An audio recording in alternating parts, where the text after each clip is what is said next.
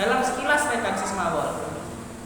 Untuk menggambarkan berita-berita yang teraktual dan terpercaya yang kami rangkum dalam berita sore hari ini.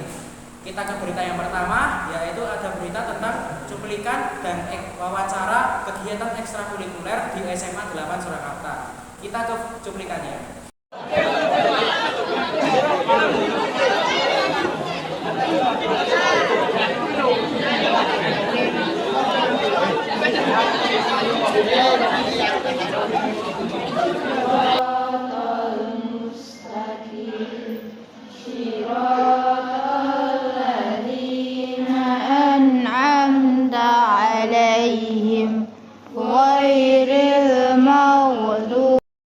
Ya pemirsa, saat ini kita telah terhubung dengan reporter kami Nia Yandasari yang mewawancarai Ketua Rohis angkatan sebelumnya.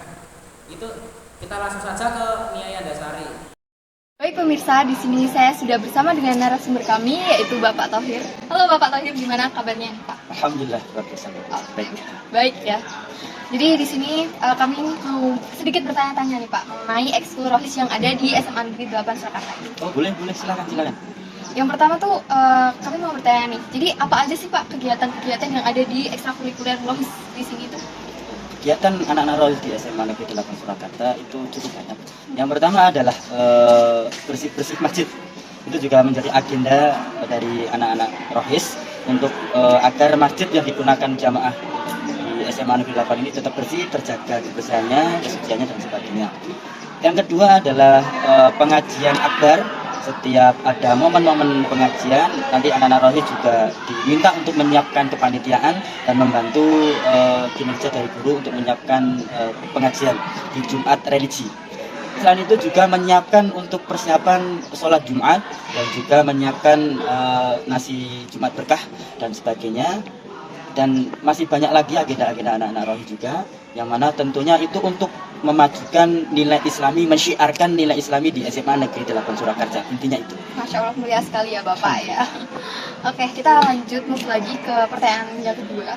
Biasanya anak-anak Rohis itu melakukan ekstrakurikulernya itu di mana sih Pak?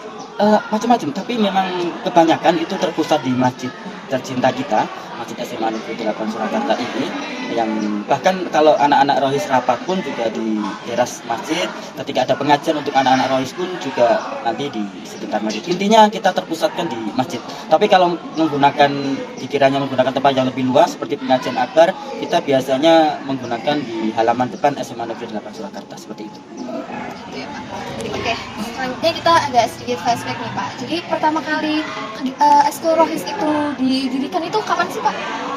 Menurut data sekitar tahun 2013-an ini. Udah lumayan lama ya Pak ya? Lumayan lama.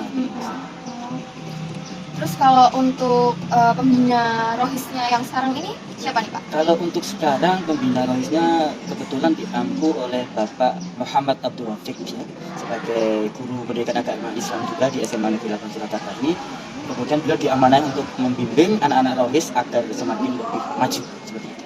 Oke, kita tadi udah mendengar beberapa penjelasan tentang Rohis nih Pak. Nah sekarang mau tanya nih Pak, mengapa sih kayak ekskul Rohis ini tuh didirikan tuh buat apa Pak?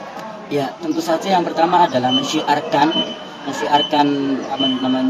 Islam agama kita ini, agar teman-teman yang barangkali masih butuh ajakan, butuh bimbingan teman-teman Rohis, maka adanya Rohis ini untuk mengajak mereka untuk berbuat lebih baik. Kita ajak, kemudian yang belum bisa baca Quran kita bisa ajari untuk PTA-nya dan sebagainya.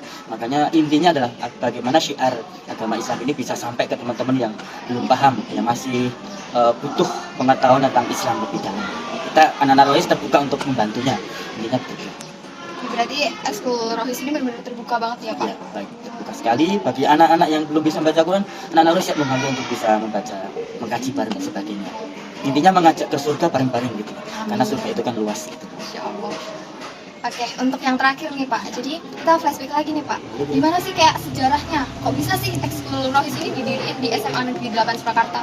Ya, tentu saja kalau sejarah itu flashback, kita juga ada ikatan dengan SMA-SMA yang lain. Di SMA-SMA yang lain juga ada agenda ekstra Rohis. Maka di sini beberapa guru sebagai stakeholder dulu melihat bahwa anak-anak Rohis perlu adanya organisasi ekstra untuk membimbing, atau bahasa gampangnya itu adalah membantu guru-guru untuk mengajak anak-anak yang belum bisa, maka kemudian diberikanlah anak-anak pendidikan ekstra Rohis untuk membantu guru mengajarkan tentang nilai-nilai keislaman di SMA Negeri 8 Surakarta. Itu pun juga termotivasi dari SMA-SMA yang lain juga ternyata mengadakan ekstra Rohis organisasi. Kira-kira begitu. Jadi sudah cukup nih Pak. Terima kasih banget untuk jawaban-jawabannya tadi. Ini sangat bermanfaat sekali ya informasinya menurut kami. Amin. Oke, jadi sekali lagi terima kasih ya Pak. Cukup sekian. Sekarang kita kembali ke pembawa acara ya pemirsa. Ya, terima kasih Nia Yandasari, selamat bertugas kembali. Ya pemirsa, itu adalah cuplikan dan wawancara terkait ekstrakurikuler Rohis pada SMA N 8 Surakarta. Sekian dari saya, Ahmad Buntan. Selamat sore, selamat beraktivitas kembali. Sampai jumpa.